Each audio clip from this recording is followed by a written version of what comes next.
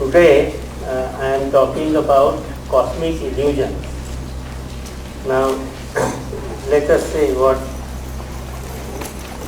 I mean by this. Illusion, as you know, means you get something in front of you, you look at it and you think you are looking at something which you have in your own mind that it is that. But in reality it may be something else. So what is not there is what you see. So let's see some of the examples. Now we always say seeing is believing. That is, unless you see it with your eyes, you won't believe it.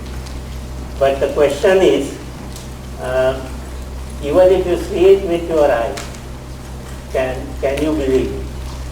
So illusions are of that kind. And now you know this mirror on the wall. It's part of a fairy tale. And you can think of a mirror which you see in a fair-like situation where you go and enjoy yourself, there are rides and so on. And in such a situation, you find that there are curved mirrors. And in front of those mirrors, if you stand, you see your reflection, which is obviously not what the reality is.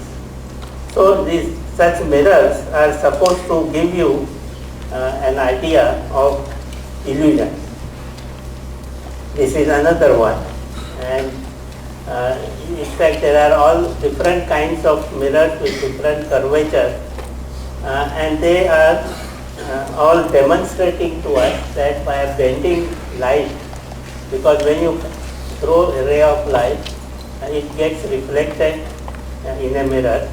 But if the mirror is itself curved, then the direction it will go to may be quite unexpected. And that is what these images are showing. Now, there are other examples which are more natural. These mirrors are man-made and they are specifically designed to reflect your image in a strange way. But what are called mirages in real life are examples of seeing something but you should not believe it. So let's see an example. Here you see these images and the reflection which you see in the let's see. Here, if you see, it gives the impression that there is some water around. And normally you expect to see reflection of a tree in water. So that kind of reflection you are expecting, you are seeing here, but there is no water. As you know, in Mirage, it's all desert region and there is no water to reflect it. So what you are seeing is something else. So similarly, if you see mirages in deserts, you can also see mirages in space if you go up in the sky. Astronauts are known to have seen these. So here you see things, polar region, cool, very cold, and you see here things in the sky or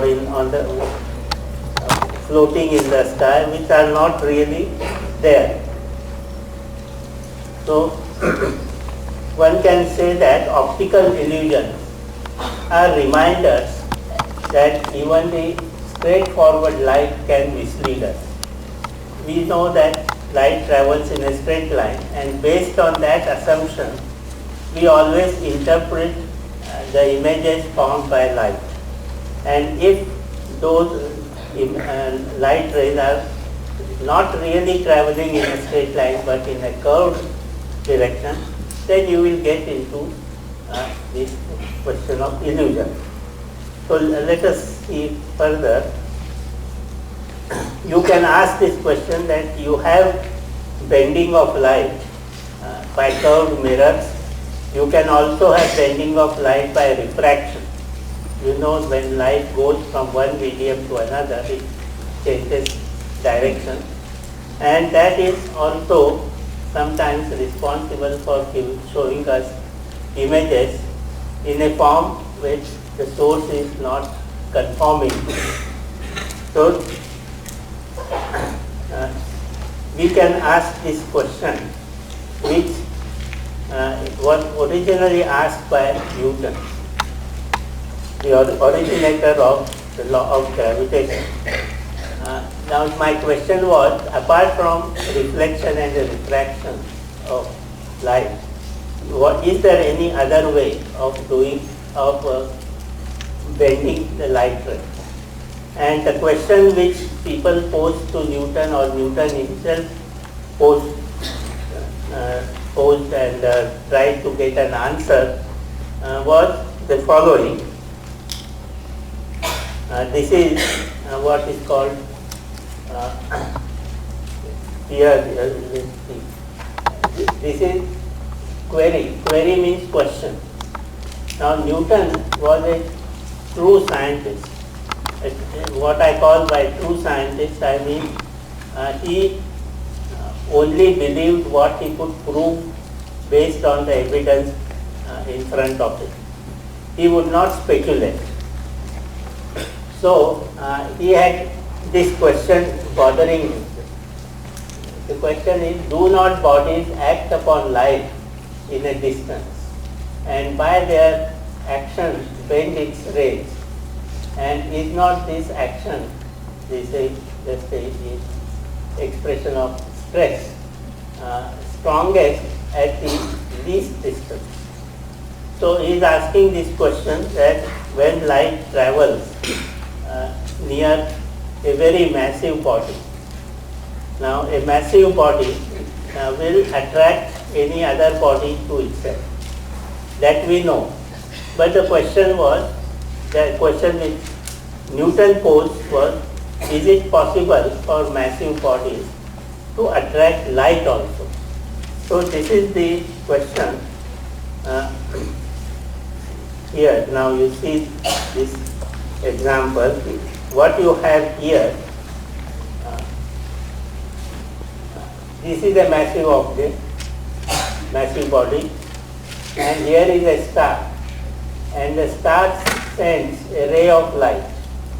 Now supposing the ray of light is not attracted by the massive body here, then it will follow this blue track straight, ignoring its existence. But if this body is attracting light, then light will follow this red path, which is bending slowly.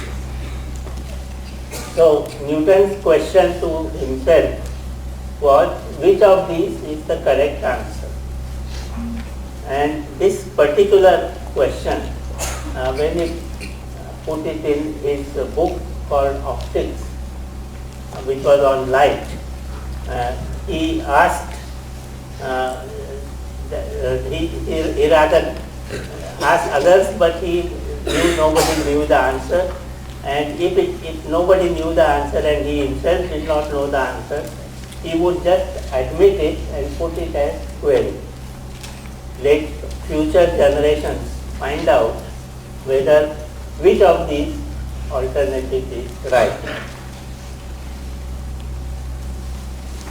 Now several years passed, and then came Albert Einstein on the scene with a new theory of gravity. It is called the general theory of gravity, relativity. And it is supposed to be the centenary year of relativity. Because you see, this proposal of the theory was formulated in 1915, and and we are now in 2050. So 100 years have passed. So this is a very important year in terms of the age of this theory.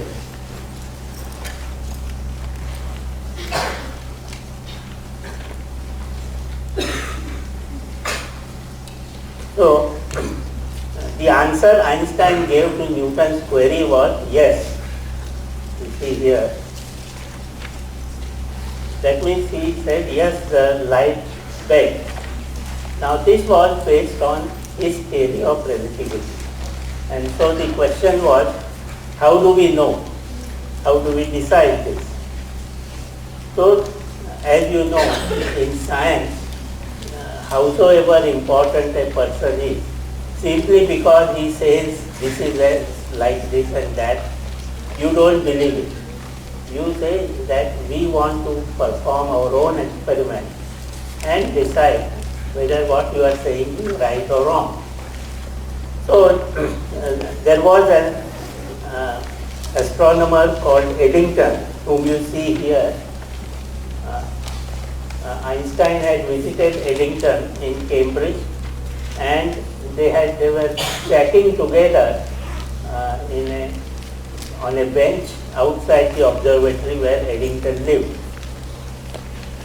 So there, of course, Eddington was one of the very few people who understood what general relativity was about, because it had a reputation that it is an extremely difficult theory.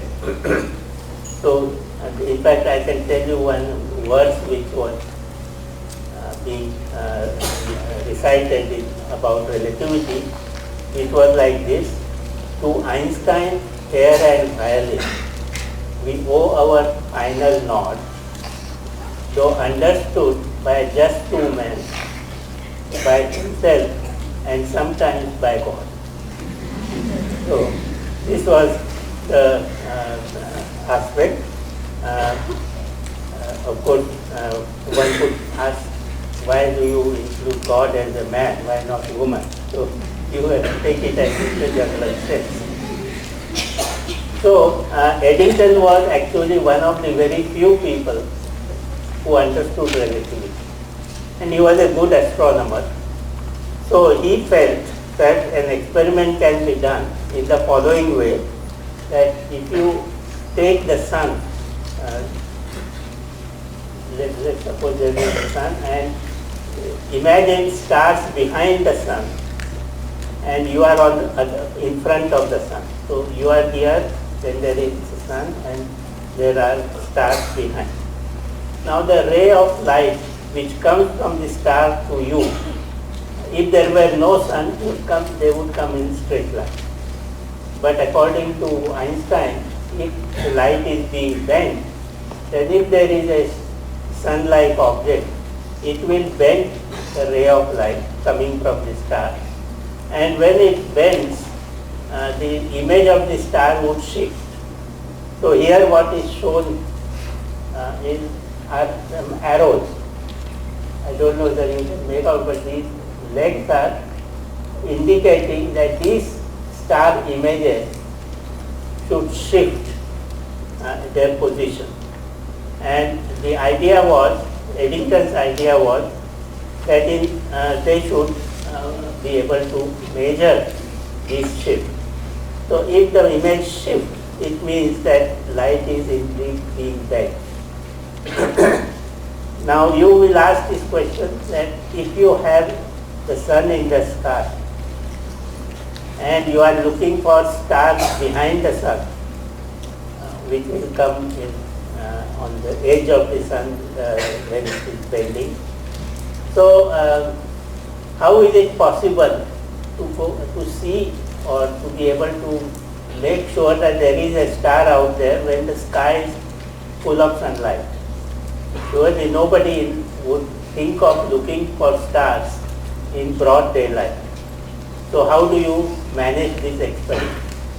So Eddington's answer was that if you have a solar eclipse, when the sun is covered, so remember the sun is covered but it is still there, and it is there to bend the ray of light, but it is not spoiling your experiment because sun itself is blocked out. So there was an eclipse in 1919 when this experiment could be performed. Now, when Eddington performed this experiment, what he had to do was to take, they decided to have two teams of astronomers, one going to Brazil and the other going to part of Africa called Guinea, because the region from where you could see total solar eclipse was very limited. It is always along a thin strip. And they chose areas which were possible, where the eclipse was possible to see clearly, where there was no chance of rain or the weather was good.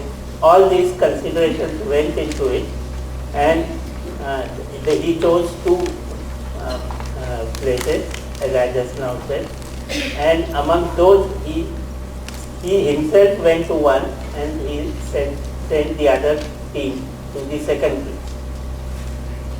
Of course, he was slightly selfish in the sense that he learned that one of the places there was a chance of rain. So he sent his colleagues there and himself took what was believed to be very dry place. Now there are a lot of interesting things happened on that experiment, and what happened, for example, was the place which Eddington had chosen, it had lot of rain in the morning, and he was really worried whether he can do this experiment in early afternoon. But the rain gradually cleared and the clouds were there, but the clouds also cleared and he could just do the experiment. His other team, they had done some homework, and they said we will take two telescopes, one big telescope and one standby small telescope. And both these telescopes were taken from Oxford for this particular experiment. But when they reached their destination, which was in southern hemisphere, what they needed to do was to readjust their telescope to be usable at a different latitude. And they had somehow forgotten to do it.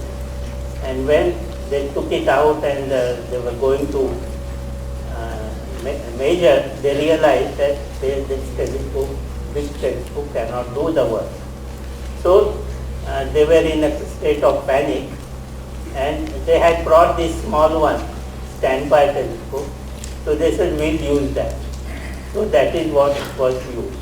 So you see that even well-planned experiments can have snags, and you have to think on the spot. Anyway, Eddington and the others got a lot of data, like those charts which you saw, stellar images. And the second thing they had to do, for example, Eddington was supposed to compare those images to the state when there is no bending of light, no sun in between the star and yourself. So this comparison, which should have been made by going back to Oxford, so by doing it the same experiment the next day without eclipse, then you can get a real difference and you can work out. But at that time, there was some kind of strike going on of companies which had boats going from A to B. In those days, there were no aeroplanes to travel. So people went in big steamers, and the labor on the steamer had gone on strike. So Eddington had to make sure that he goes home in time for completing the data analysis. So he did not wait for this measurement, second measurement, and he said he will do it in Oxford, where the original telescope was placed. So this kind of error, this introduces additional error in the experiment. However, here you see that on 6th of November 1990, the Royal Society had arranged a meeting where Eddington presented his data. And there was a distinguished astronomer, relativist called A.N. Whitehead, who has described what the atmosphere, the feeling was in the room. The whole atmosphere of intense interest was exactly that of a Greek drama. We were the chorus commenting on the decree of destiny as disclosed in the development of a supreme incident. There was in the background the picture of Newton to remind us that the greatest of scientific generalizations was now, after more than 2 centuries, to receive its first modification. So what this scientist is trying to tell you is that people were aware that if Eddington got data which supported Einstein's theory, then Newton's theory turns out to be wrong and or incomplete, and Einstein replaces Newton. So this was a very big event which they were witnessing, and they were aware of this particular thing. So let us now, this was 1990, and this was the first example of people seeing light being affected by massive objects. So let us now see what happened 20 years later, around 20 years. In 1937, there was a maverick astronomer called Fritz Zwicky. Try pronouncing this name with 2 Z's. Fritz Zwicky. Quickly. Your tongue will not cooperate. He was the first astronomer to see the possibility of a phenomenon, of this phenomenon recurring on a grander scale. So what Zwicky said, and he was a good astronomer, but he was always fighting with other people, so he always worked in isolation. Now his statement was that just as that particular experiment with Eddington did showed light bent by a sun, why not have a very big object like a galaxy which contains hundreds of billions of suns? That will bend light much more effectively, and we should be able to see galaxies acting as sources of bending of light. So here you see Zwicky observing himself.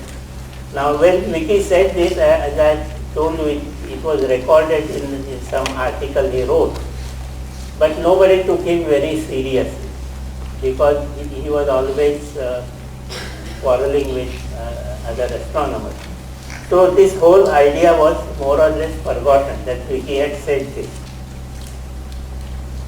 And much later, in 1979, astronomers suddenly realized what Zwicky was saying was correct. So let us see now what happened in 1979. So what happened was astronomers saw double, that is 2 things. What I call double was a pair of quasars. This was discovered by radio images and with optical images. So quasars are like objects, but they are much more powerful than stars. A typical quasar can outshine a whole galaxy. but it is very, very concentrated source of energy. So, what was found was there were two quasars whose catalog number is given here, 0957 plus 561. This is a way of cataloging object, telling you where it is located in the sky. So just as on our Earth, we have latitude and longitude. And if you want to tell where a particular place is, you have to give its latitude and longitude. So in the same way, this 0957 plus 561 is a way of giving two coordinates on the sky which will identify that particular quasar. And what they found, and what you see here is two quasars. That means they are very close to each other and they were very close in appearance. This is very important. The sources looked alike. You see the images here, what is shown here. This is one quasar and this is another. Now you can do image processing, that is playing with the images done on the computer. So you can imagine this image is subtracted from this image. Then what is left is a small bump here.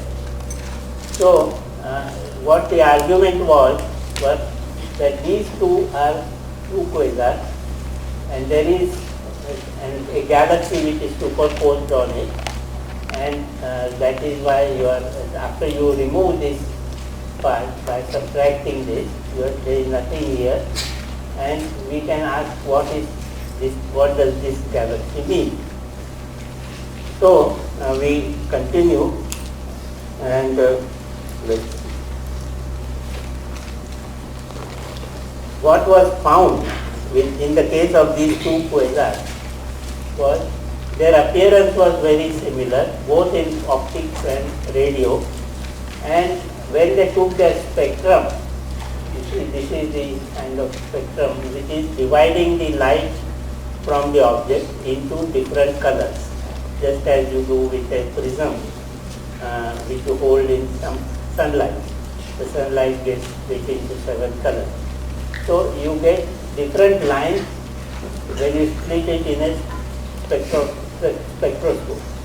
And so you have here two quasars. There is what the spectrum is shown like this. Now they are so similar that the observers who were taking those spectrum, when they saw first spectrum, that's okay. When they saw the second one matching so much the first one, they thought that they had perhaps chosen the first one again by mistake to make the observation. So they went back to make sure they were looking at the second object, and they still got very similar spectrum. So this is the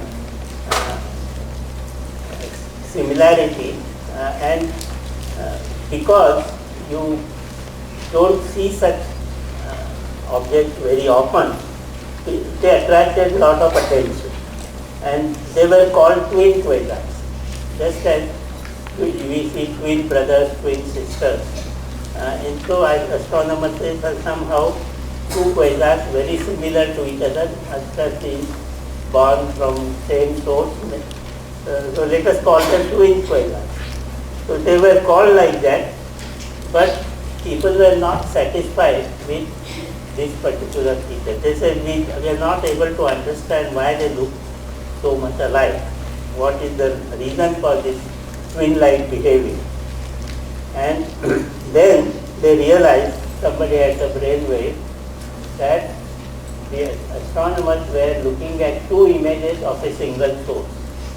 If there is one source which is producing two images and you are seeing both those images, they will be alike because they are from the same source.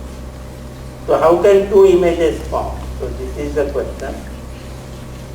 And here you see the schematic drawing. This is the source. there is an object or a galaxy which is bending light and you are looking from here. So the light ray, one light ray comes this way on one side of this source, bends and you see image here. The second one comes on the other side of this, bends and you see the image here. So you are seeing the same source via two different lines, directions, and that is why you are seeing here double. Now they remembered, Vicky had said that big galaxies can also bend light, and they remembered that Vicky had said that, but nobody had bothered to look. Now this was thrust on them. They were not looking for it, but by chance they found this quasar, which was twin, and this is how they had come across. So let us see next. If you look at the ordinary lens, what happens? You know, ordinary glass lens. You have bending of light like this. It goes straight here, then it is bent by refraction and you form image there. So this is a ordinary lens, and because the gravitational bending was producing a similar effect, astronomers called it gravitational lens because it is produced by gravity.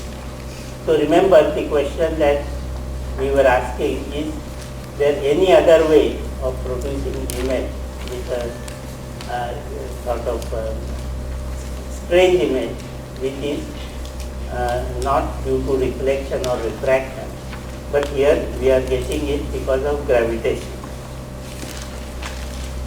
So here you see the same thing. This is the galaxy and light ray is bending and you are seeing it from here and you are seeing multiple images. So gravitational lensing that you see here, this is the typical scenario of one producing two images and galaxy intermediate. So in many cases astronomers are able to identify a galaxy on the line of sight, which tells you that yes, it is most likely the culprit which bends light and produces this illusion. And you can see other strange effects coming from this lens effect. You can get not only one image, two images, you can get 3, 4 more images. So here you see an example of this is a central galaxy, the 1, 2, 3, 4. 4 images of the same object.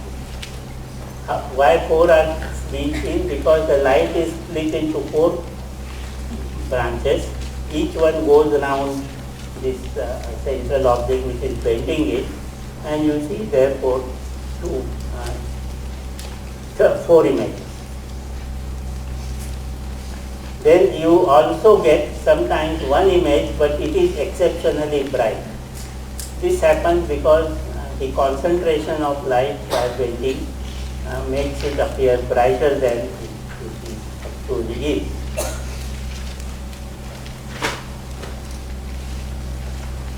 Then you can sometimes see a ring of images, that is ring dotted along, the images dotted along the ring. Then you also see strange galaxies. Now here you see a galaxy which has this shape.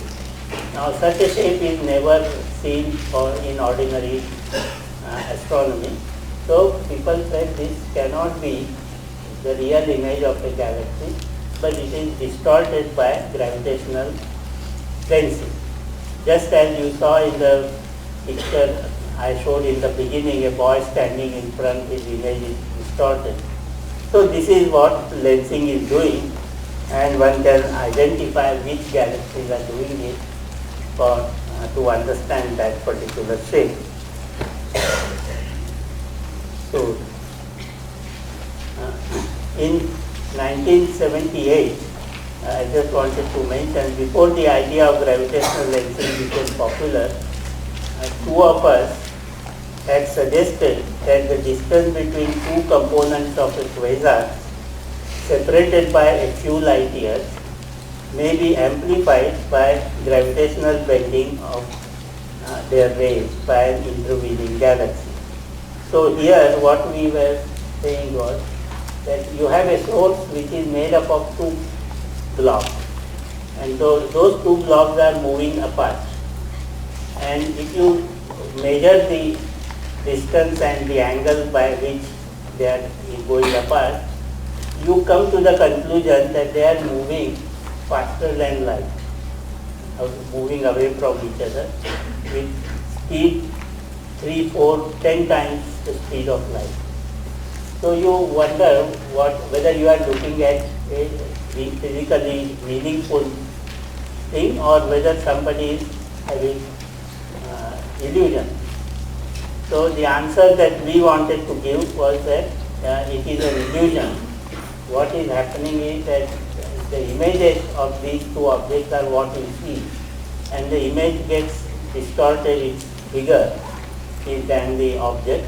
And so if these two are moving with, let us say, 70% of the speed of light, the image may be separating with 10 times the speed of light. So that magnification of image will produce that particular effect.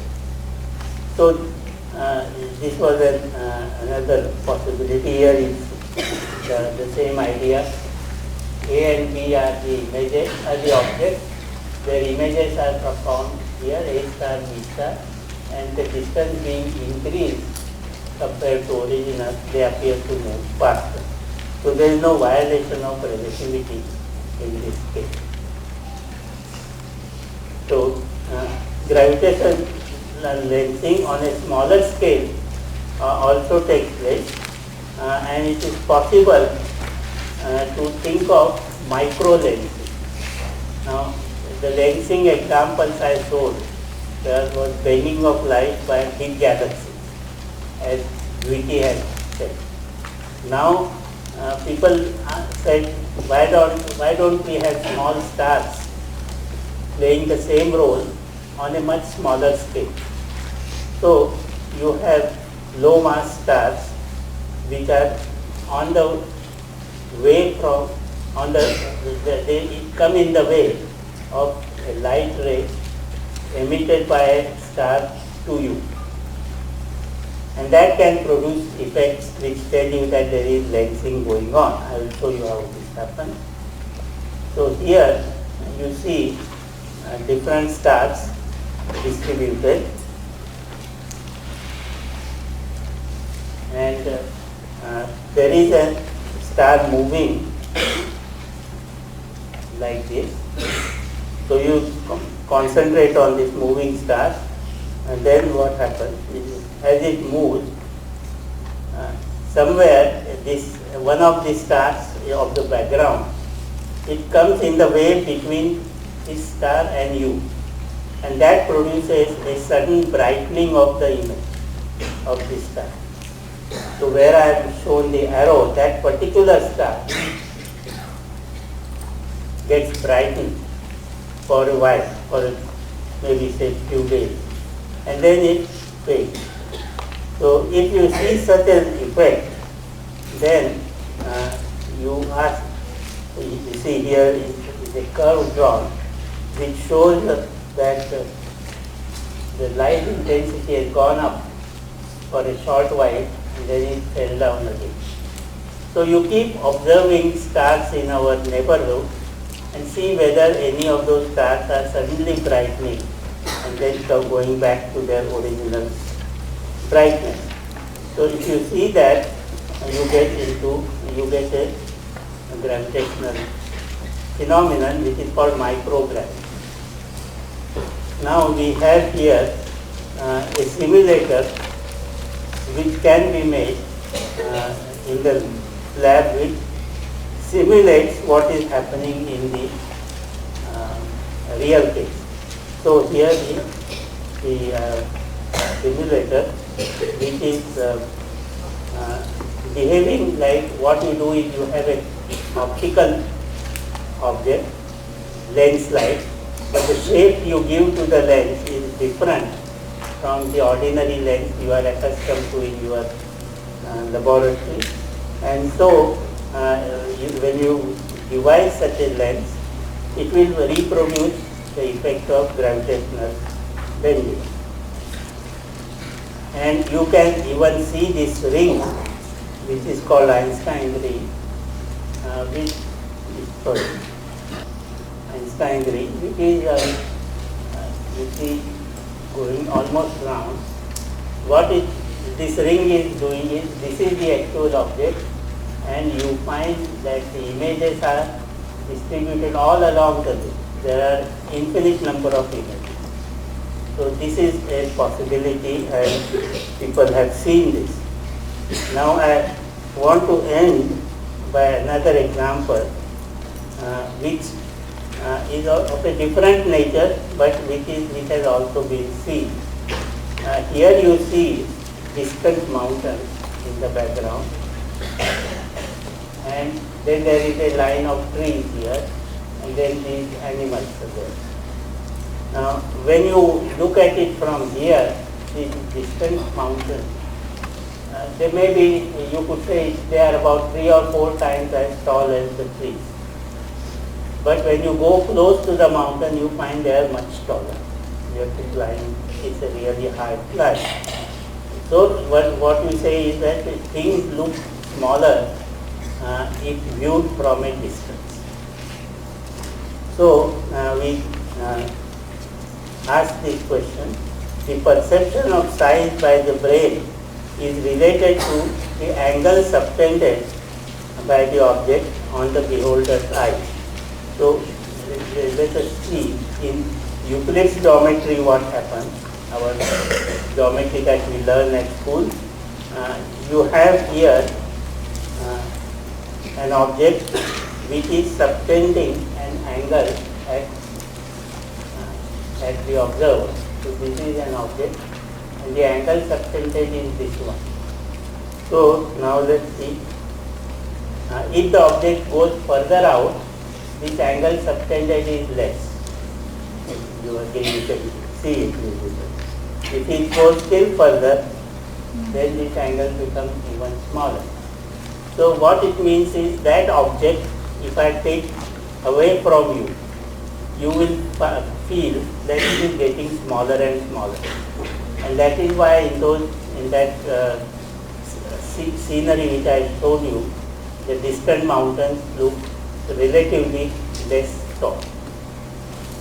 So the Euclidean geometry gives us something like this.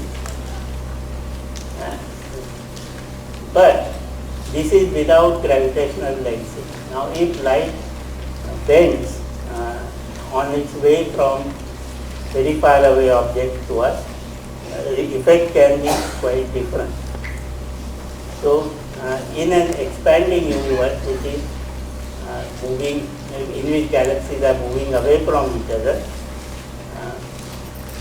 one can see this effect, and the examples are here. First of all, this is an expanding universe with the balloon with dots on it. If you blow up the balloon, the dots move away from each other. This is what we actually see, galaxies moving away from each other. And so we say, like a balloon, the whole universe is expanding. And we can then say that in most models of this type of universe, expanding universe, the angle subtended by a distant source of light may actually be larger than the angle subtended by a nearby source. Now you find it very difficult to believe that something which is taken very far away looks very big. This is not what you are accustomed to, but that is what can happen, and people who study cosmology, that is the universe or the large scale, they are anxious to check whether this effect is there. So, has this been tested? Yes, answer is. But the attempts so far have been ambiguous in their conclusion. So, the data or the error bars are rather large in our measurement so far. So, we cannot say that this is being seen or not seen. But it is likely that as you improve and have better telescope, this can be tested more accurately. So, this is the hope with which I conclude that a definitive conclusion in this regard may be possible too. Thank you very much. If light is bending, then how can you say, like if it's bent by gravity, how can you say that the speed of light is constant? I think the effect is in sort of a four-dimensional sense. So when the light ray is bent, in a certain sense its speed also is changed. But if you measure using Euclid's geometry, you might say that the light is bending and the speed is changing. But if you use the geometry of the space actually there, then you will say that the light is not actually bent, but it is the space is bent.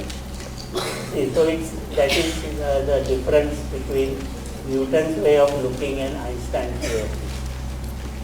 So that I would say yes, there are such differences, but how you estimate them depends on the geometry you use. Good morning, sir. I wanted to ask that if a star can form multiple images, how do we know that whether it's a single star or two similar stars next to each other?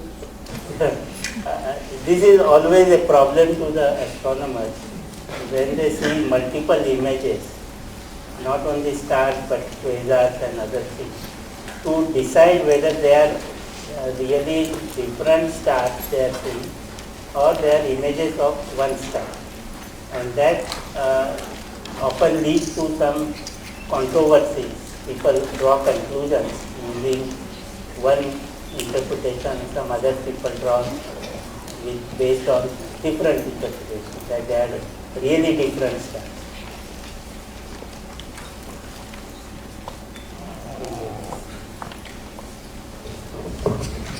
I had seen some images, one image of two galaxies. The two galaxies look intersecting at each other. So that can be an illusion or not? There are a number of photographs available of interacting galaxies, which means galaxies which are merging and interacting with each other gravitationally. Now, this interaction can be in many different ways. So, what you see, if you have this kind of effect, one on top of other, it could either be straightforward two galaxies interacting, or if you can demonstrate it, you can also argue it is due to illusion, and there may be one galaxy sees two images of one galaxy, but they are overlapping. That can happen because people have seen many different types of lensed images. As we know that the stars are forming many reflections, so how do the astronomers come to know that it is a star or a reflection? You mean what you are looking at is real or star or a reflection? I think astronomers generally go by their experience of same kind of objects in different populations. So first of all, these images by lensing are not very common, fortunately. So there are very few such cases where you get into the problem of saying whether it is two objects separate or whether they are images of one object. Now, taking a spectrum can tell you more. If the spectrum is very similar, then they are more likely two images of one object. But if the spectrum shows some differences, then they have got to be different. So that is one way they can decide. They also look at colors and the radio images, different X-ray images sometimes. So that can tell us. Good morning, sir. I am Ved Khandekar, and my question is, if suppose it's a distant star, now if light is traveling in form of waves, how will it actually bend? Yeah, even if light is a wave, that wave can be bent or channeled along a curved path. This can always, it is possible. The interpretation is a little difficult intuitively, but it can. And the wave character doesn't come in the wave. Good morning, sir. My question is that what is the range of angles in which light can be reflected by a massive body? You see, the original experiment which was performed by Eddington was based on sun-like objects and how much the light ray is bent, because instead of going straight, it goes in a different direction. So what is the angle between the expected direction and the real direction? Now that angle is extremely small. You know angles are measured in terms of degree. If you divide degree by 3600, you get a unit called second of arc. So the bending of light was of that order, second of arc. It is extremely small, and so people were arguing which one is right, depending on how accurately the experiment can be made. So the angles are known or predicted depending on the model you use for the lens. Has anybody counted how many total stars are there in the universe? Yeah, I could get away with the story of Birbal story. How many crores are there in Delhi? So many billion or whatever. But there are more, what do you say? Some guests have come. They are less than they have gone out on holiday. So in the not so much arbitrary, but if you want to know how many stars are there in our galaxy, you have to make a model of the galaxy based on what you see and assume that there are typical stars like the sun. And then you work out how much is the gravitational field of the galaxy at different points, and that will cause motion of stars inside. So you have to do this kind of calculation, and from that calculation you can estimate what is the mass of the galaxy. Then you divide it by the mass of this star, assuming it is like the sun. The sun's mass you know. Then you will get a number, and that is the kind of number people quote. Sir, if we are saying that light is bent because of the gravitational force, but force is equal to mh, but light doesn't have any mass, so how can it bend? Well, you can make an approximation like this, that light first of all carries energy, and the energy according to Planck's law is that if the frequency is mu, then the energy is h times mu. That is the formula which Planck gave for quantum mechanics for light. Now if you take that energy and divide it by c square, like E equal to mc square, you will get a mass, h mu over c square. Now that is the mass which is gravitationally attracted. So you do the calculation like that.